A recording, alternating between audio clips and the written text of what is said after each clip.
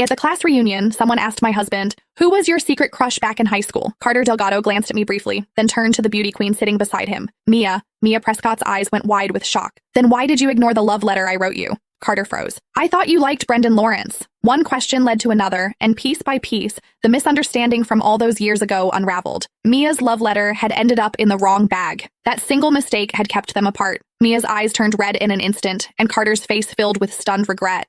The people around us started making snide remarks. "Come on, how is that dramatic? A love letter that just happened to end up in the wrong bag?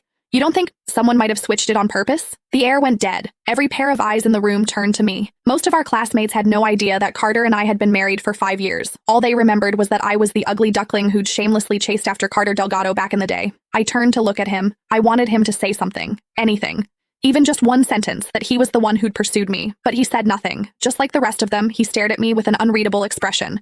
In that moment, I slipped the wedding ring off my finger, the one I'd worn for 5 years, and told myself it was over. A few more rounds of drinks passed. Mia ran over to Carter's side, tears streaming down her face like rain on cherry blossoms, and they poured their hearts out to each other. "I can't believe it was all just a misunderstanding. If only I'd written your name at the top of that letter, then you wouldn't have thought that the person I liked was someone else." Carter's gaze was heavy, full of regret. No one could have predicted it, that things would turn out this way. Mia grew more emotional, drinking more than she should have. Carter stayed beside her the entire time, gently patting her back, even handing her a glass of hangover remedy. From start to finish, he never once looked at me. The excited chatter around us swelled. Who would have thought? A crush that fizzled out years ago actually gets a second chance 8 years later. So the Delgado prodigy from our business school really did have a thing for the Prescott beauty queen? If they'd gotten together back then, their kid would probably be in preschool by now. Then someone else chimed in, voice dripping with spite. Exactly. If certain people hadn't thrown themselves at Carter so shamelessly, maybe those two wouldn't have spent all these years apart. Their gazes drifted toward me, one by one.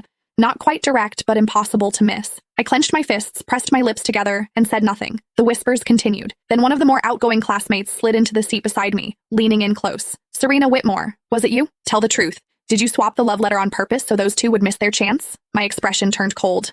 I was about to say it wasn't me, but the crowd erupted before I could speak. I'd bet money on it. Everyone used to say Carter and Mia were the golden couple. They were obviously into each other. The only one who didn't get the memo was Serena, pining away, staring at Carter every chance she got. We all saw it.